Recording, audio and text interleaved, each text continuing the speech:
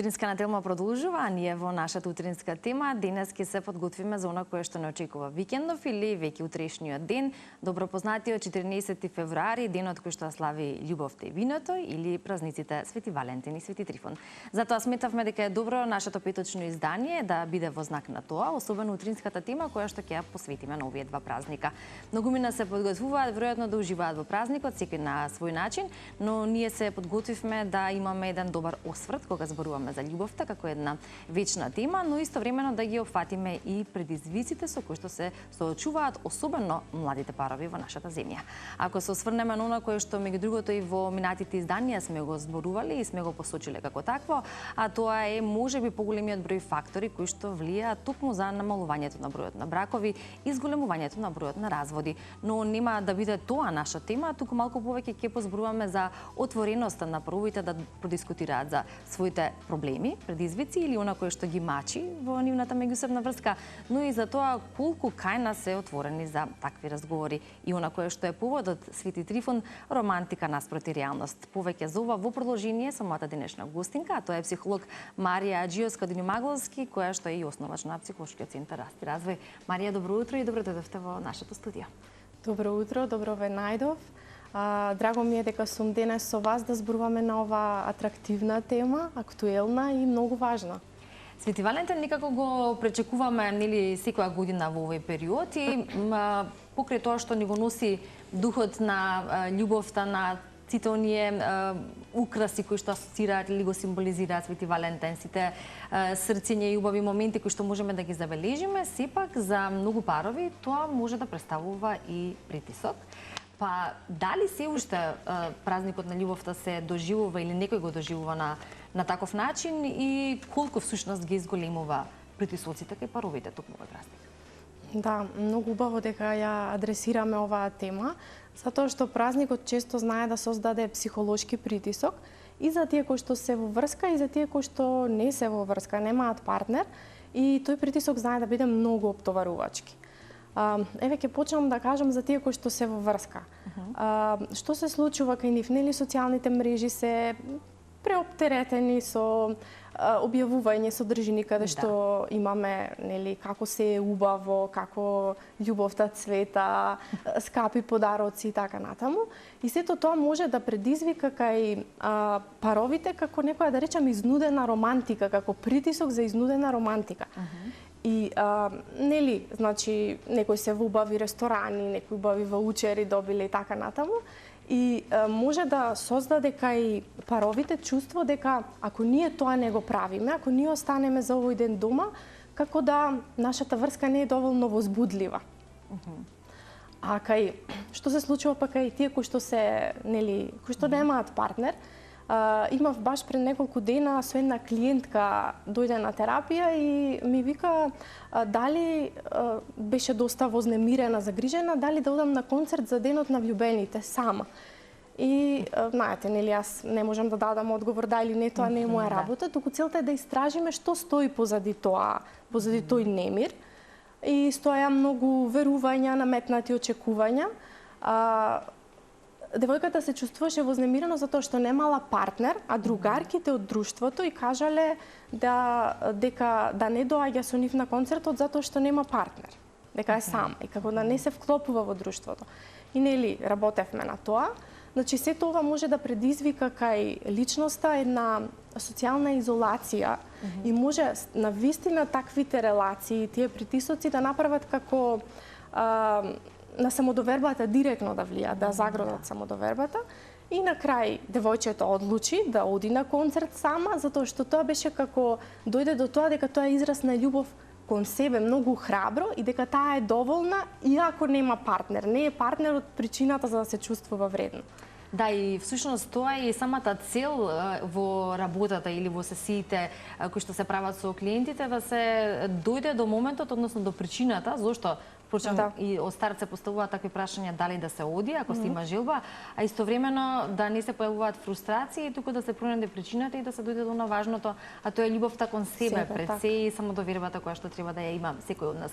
Точно сакав да кажам за ова и знаете, онака како совет за во тој период е да се направи детоксикација од социјални мрежи, да не толку се гледа тоа и да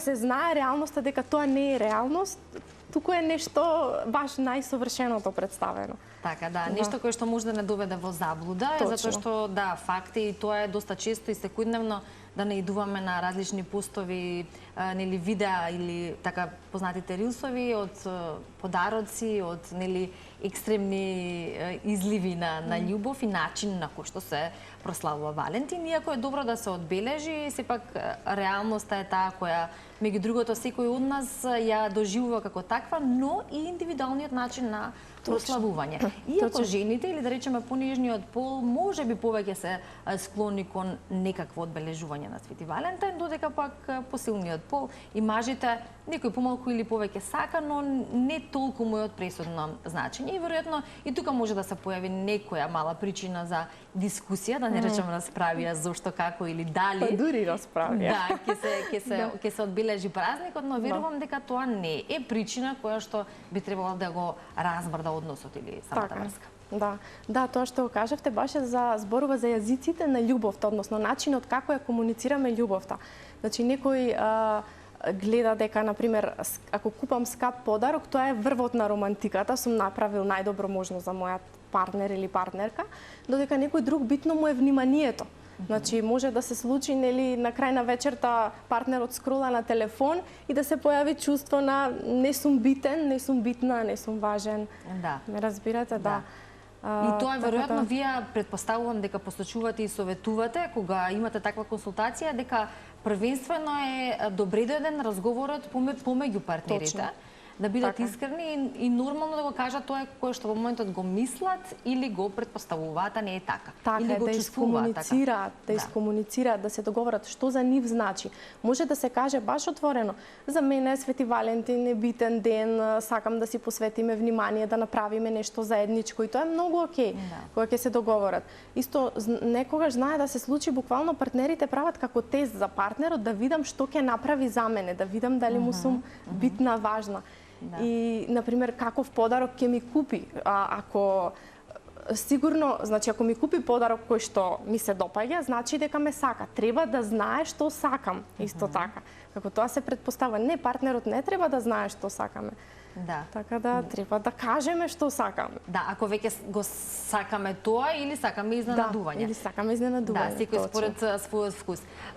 Сосема јасно и непобитен факт е дека љубовта треба да биде темелот на секоја врска или на секоја партнерство, но има разлика од почетната фаза или заљубувањето, па потоа врската која што може индивидуално да трае во различен временски период, а потоа и бракот. И некако тие фази се карактеризираат и со различни чувства или пак барем различно комуницирање за чувството, но и различно однесување, кое што е природно да се менува, да се трансформира, но не е природно да се губи. Сега, што се случува кога ќе исчезнат пеперутките, како велиме, кои се појавуваат при заљубување, и што е најважно, што е тоа кое што треба да обстои дури кога има предизвици во самиот однос. Очигледно е дека денеска нетрпението е малку поголемо во однос на предизвиците и токму затоа и бројот на разводи е поголем, но тука има и други фактори за кои што ние сме зборувале, но на кој јас сакам да го прашаме колку партнерите, односно паровите, се отворени за комуникација кога ќе се појави таков проблем. Дали веќе дојдовме на тоа ниво да побараме совет и личност која што е стручна и со која што можеме да поразговараме, ако сакаме да се подобрат работите? Да. Многу интересни прашања, многу битни за паровите. Таа фазата, тоа што кажавте, пеперутки во стомакот, тоа е фаза на заљубеност и таа трае од околу 6 месеци до 2 години. Тогаш е тој коктел на хормони, нели, кои што се допамин, адреналин и така натаму. И тој коктел пополека природно, нели, спласнува и доаѓа хормонот окситоцин, кој е хормон за поврзување, онака за длабока врска, пријателство.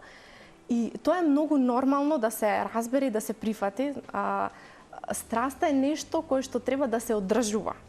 И љубовта, да кажам, не е некоја дестинација како нешто сум го достигнал и тоа ќе трае и ќе биде добро. Значи, буквално треба да се инвестира во љубовта како што нели, работиме на кариерата, како што се грижиме за нашето здравје, исто е љубовта. Секојдневно треба да ја негуваме, да ја одржуваме љубовта и страста. И тие клучни компоненти кои што ги кажавте се доверба, би кажала, страст и грижа за врската. Значи тоа да. Инвестиција во врската. И чести проблеми кои што ги имаат паровите во расправија се генерализирање, кога кажуваат секогаш, например, секогаш вака се однесуваш, секогаш тоа го правиш, или никогаш, например, никогаш тоа не го правиш. Тоа не е вистина, тоа е генерализација. Да. Друго нешто исто е кога враќаме работи од минатото постојано. Например, не се караме за актуелното нешто, туку викаме ти пред 5 години тоа кога го направи. И тоа знае да биде проблем, а и молкот, кога партнерите се дистанцираат, со молк се повлекуваат, молкот го користат како казна.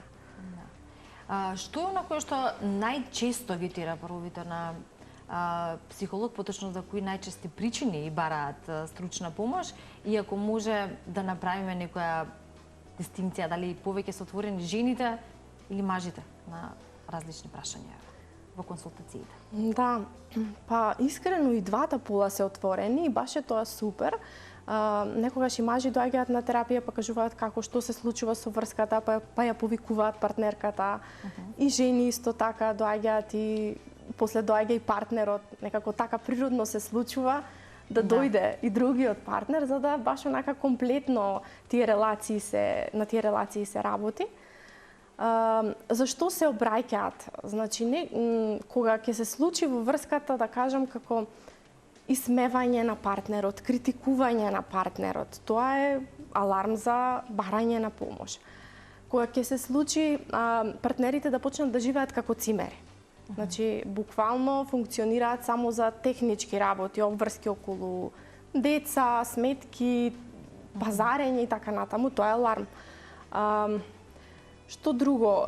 За неверство, за доверба доаѓаат, кога се чувствуваат осамени и кога се заедно. Тоа е многу алармантно. Буквално седат еден до друг, се чувствуваат сами.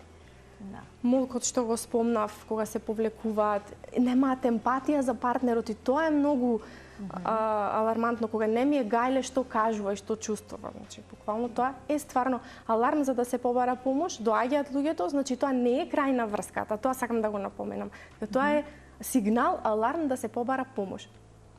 И на терапија, нели, ако со да кажам, желба од двата партнери, силна волја, возможно е врската да се обнови, да се регенерира повторно. Дали, која е возрастната граница на оние кои што доаѓаат? Дали се тоа веќе луѓе кои што се во брак, или младите се малку поосвестени, зборувам за оние кои што имаат малку подолги врски, па некако е таа инвестиција за која што зборуваме, или сакајки да обстои врската, па бараат консултација. Младите живеат навистина во исклучително предизвикувачко време и потребно е веројатно од време на време да се консултираат. Да, најчесто во брак, кога веќе ќе влезат во брак, затоа што претходно веруваат дека нешто ќе се промени во партнерството, ќе се промени кога ќе добијат дете, ама ништо не се променува и ако ние не работиме на тоа, нели свесно, и најчесто доаѓаат кога веќе ќе влезат во брак. Да. Иако рековме да, како поминува времето и веројатно и во бракот и сите она кое што го носи бракот како институција за многумина може да биде и притисок. Еве слушнавме и што се прават државите во светот кога зборуваме за склучување бракови, бидејќи тоа е тренд не само кај нас, туку и во светот, намален број на склучување бракови, па од тука и различни настани кои што меѓу другото би го иницирале растот на бројот. Но ако зборуваме на темално работење на себе, нешто кое што треба да го прави секој од нас, за да биде квалитетен не само за себе, туку и за партнерот, тогаш тука ќе ги споменеме градењето на довербата, важноста или темелите и столбовите на кои што се заснува едно партнерство, но исто така и присутноста. Или кога веќе зборуваме ако треба да бидеме отворени и да комуницираме, тогаш што би значило активно слушање или фер комуникација? Активно слушање значи да кажуваме како што ние сакаме. Тоа значи јас пораки наместо ти пораки. Како тоа во пракса изгледа, еве да кажам. Значи, може да кажеме кога ти доцниш, јас секогаш се чувствувам осамен. Наместо кога ти доцниш и не ти е гајле за мене. Значи, има различно. Не го напаѓаме во јас, пораки ние не го напаѓаме партнерот. Кога личноста ја напаѓаме, природно доаѓа да се брани и нема ништо да се случи. Значи нема да има позитивен исход. Но кога кажуваме како јас се чувствувам или во последно време не поминуваме време заедно, чувствувам дека сме оддалечени, ми не достигаш и така натаму, тоа кај другата личност прави повик за блискост. Кога ќе кажеме ми не достигаш. Кога не прашуваме како ти се чувствуваш, што мислиш ти за ова. И тоа е исто битно и даваме на личноста право да биде диалог, не да биде предавање. Разбирате, да. Така да ова многу помага да се поврзат партнерите, да разговараат за нештото. И му дозволуваме на партнерот и тој да ја каже неговата ранливост, како тој се чувствува во ова, ништо тој поминува. Што значи и покрај тоа што ќе си го кажеме тоа кое што не мачи, на начин на кој што би бил подобар, а тоа е не напад кон другиот, туку и слушањето на оно кое што и тој или таа има да го каже, а не класично предавање. Така, и за ова ме подсетивте за паровите за Свети Валентин, нели, како можат да си помогнат во ситуација, едноставно не мора да значи ден каде што ќе биде некаков спектакл голем, туку да биде ден каде што тие ќе бидат заедно и да разговараат за врската, за што е нивно поврзување, што за нив значи поврзување, кои се нивни планови, цели, соништа, па дури и стравови, баш да биде таков. И не треба да биде само за Свети Валентин тоа, туку да биде така, нели, во текот на животот или во секојдневието, иако некако го потенцираме овој ден кој што е посветен на љубовта, но апсолутно на овој ден се потсетуваме дека за љубовта треба да се зборува и љубовта треба да се негува секојдневно, а истовремено да ја живееме и да ја чувствуваме, тоа е особено важно. Мене ме интересира и фидбекот од разговорите со или работата со, особено како што рековте, брачните парови. Кои се позитивните резултати? Дали откако ќе дојдат на консултација или разговори, работите се подобруваат? Кои се нивните најчести коментари и евето и можеби скептицизам кој што постои, ако некој смета или нема надеж дека нешто може да се подобри и не сака да дојде, пак се испоставува како така, ако се нема доволно желби или ако работите се дојдени до таму, консултациите се залудни. Какво е вашето искуство? Најчесто паровите кога ќе дојдат на терапија учат како да комуницираат учат.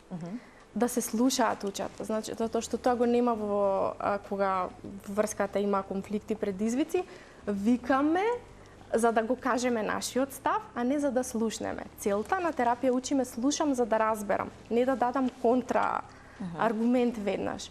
И паровите учат да се слушаат, дури во терапија го вежбаме што кажа сега твојата партнерка, што кажа, што слушна тие, што кажа, па партнерката дали се чувствува слушнато, дали партнерот на вистина го разбрал тоа што сака да го каже. Така да тоа е многу битно, клучно во врските.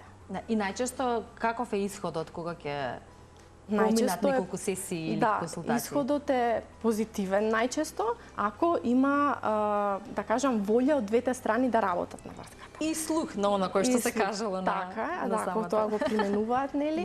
И тоа што ме прашавте дали доаѓаат, кога ќе видат кој е ефектот и што тоа носи за врската, повторно доаѓаат.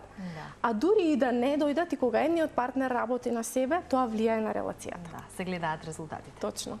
Еве ќе го заокружиме овој наш разговор со уште една ваша порака до сите заљубени, до некои што утре ќе го одбележуваат празникот, до впрочем секој еден човек кој што се разбира има љубовта во себе, не само кон партнерите, туку и воопшто, но кога веќе ова е празник во кој што се слави љубовта, што е она кој што би им го препорачале? Па би им препорачала да секојдневно да прават мали гестови на внимание за нивниот партнер. Например, да му направат некое омилено јадење или да му купат нешто што му е омилено или да завршат некоја работа за него кога гледаат дека тој е уморен тој ден. Прегратки, значи често спонтани прегратки, 20 секунди прегратка може баш онака зближување да направи убаво. Така да тоа му го препорачувам, мали гестови на внимание и љубов кон партнерот. И еве би кажала на пример, може да направиме еден експеримент за гледачите, денес или во рок од 24 часа да најдат една позитивна работа што нивниот партнер ја прави. И јас сум сигурна дека кога ќе тргнат една позитивна работа да најдат, ќе излезат многу позитивни и добри работи. и тоа да му го кажат, не само да остане за нив, да му го кажат, затоа што кога ја изразуваме благодарноста, тоа прави поврзување и прави чувство дека кај другата личност и кај личноста која што дава, дека не се нештата здраво за готово, дека не ни следуваат здраво за готово и другата личност се чувствува битна, вредна во нашиот живот. Да ги лоцираме или да се фокусираме на позитивните особини и нешта кои што ги гледаме кај другиот, е истовремено да ги потенцираме и се разбира тука перцепцијата се менува веднаш, исто е како и за останатите работи во животот, кога се фокусираме на позитивното, а не го гледаме само негативното. И верувам дека доста продуктивен разговор направивме и во овие утрински минути, непосредно пред викендот или пред овој убав празник кој многумина ќе си го прослават на свој начин, но добро е да го дадеме тоа значење генерално и не само за овој ден. Марија, благодарам за вашето гостување. Јас ви посакувам успех во работата, особено заради тоа што вашата работа е нешто кое е неопходен дел ако зборуваме во токму тој развој кој што треба да ги имаат партнерите и тоа зрело и свесно, се со цел малку да ни се промени состојбата која што имаме во нашата држава. Ви благодарам, Ивана, за поканата, ми беше баш пријатно денес со вас. Сигурно дека нашата соработка продолжува и на други теми ќе имаме можност да зборуваме и во иднина, но ние се задржуваме повторно на љубовта и нема ми се чини подобра комбинација или би било полн погодок кога љубовта ќе ја прославиме со една вкусна чаша вино. Токму и затоа се спојуваат Свети Валентин и Свети Трифун, а се разбира Свети Трифун кај нас традиционално се одбележува и затоа го имаме и тоа во утринска наделма. За кратко или веднаш по рекламите ќе се поврзам онлайн со панчарцовскиот кавадарци, па да видиме како кавадарчани се подготвуваат за утрешниот празник.